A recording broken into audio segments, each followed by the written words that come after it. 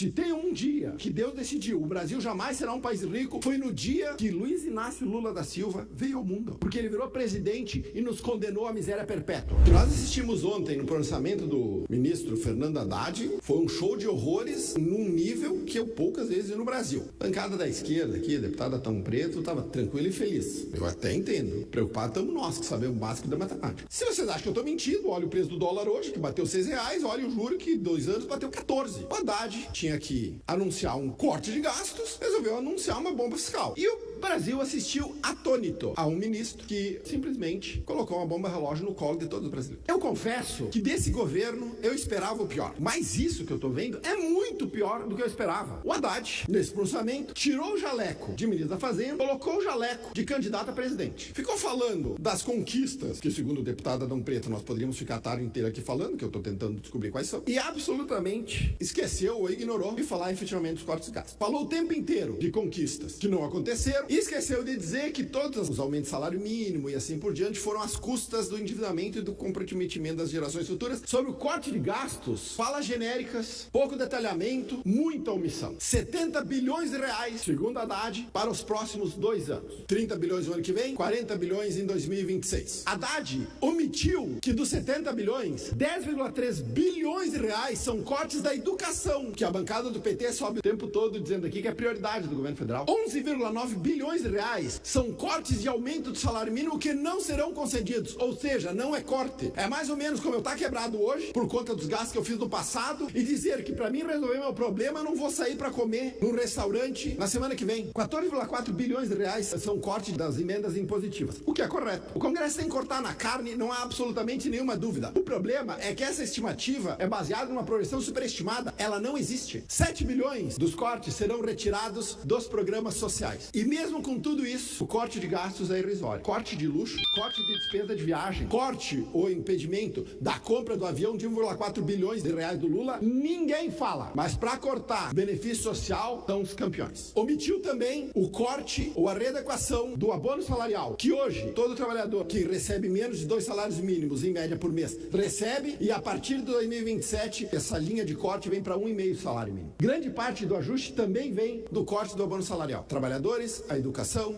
e os pobres pagarão a conta dos luxos e do desajuste fiscal desta bancada aqui, sobre a isenção de quem ganha até 5 salários mínimos. Um desvio e uma omissão. Omissão. O Haddad vai limitar a dedução e imposto de renda dos gastos com educação, saúde, odontologia, fisioterapia. É isso. Grande parte da isenção do imposto de renda para quem ganha acima de 5 mil reais será feita às custas da classe média. De novo, para conseguir colocar uma cortina de fumaça nessa palhaçada, o Haddad anuncia que os famosos super ricos, ou seja, aqueles que ganham acima de 50 mil reais, passarão a pagar uma alíquota mínima de imposto de renda de 10%. 50 mil reais por mês, 600 mil reais por ano ou 100 mil dólares. No Brasil, é super rico. Nos Estados Unidos, um gerente de farmácia ganha 100 mil dólares por ano. Um podólogo ganha 100 mil dólares por ano. Um assistente de equipe médica ganha 100 mil dólares por ano. No Brasil, super ricos. O Haddad não faz a mínima ideia do tamanho da bronca. Ele não sabe quanto vai custar a isenção até 5 mil reais e tampouco não sabe calcular quanto os famosos super ricos vão pagar a tal da isenção de imposto de renda. Uma coisa já todo mundo sabe. Ninguém que conheça matemática básica acredita que o rombo fiscal que o Haddad anunciou ontem será coberta pelo pagamento de super ricos. Isso aí é pra enganar trouxa. Essa fala do Haddad é pra atiçar a militância que não sabe matemática básica. A verdade é que ontem o Brasil se aproximou um pouquinho mais do precipício, um pouquinho mais perto de nós chegarmos a um ponto sem volta na curva de endividamento público. E a deputada Luciana Genro, então logo eu saí daqui, disse que a minha fala é típica de quem protege os ricos. A política econômica deles produz miséria e pobreza em escala industrial. O meu sonho é de que a classe média tenha o padrão de vida dos super ricos hoje. De que um podólogo ou uma podóloga ganhe 600 mil reais por ano. Mas com essa política econômica aqui, a pobreza brasileira, ela é inevitável. E esse é o maior problema do Brasil. A América Latina tem 30 países. 15 deles são mais ricos que o Brasil. Tem um padrão de vida melhor. O mundo tem 188 países. 85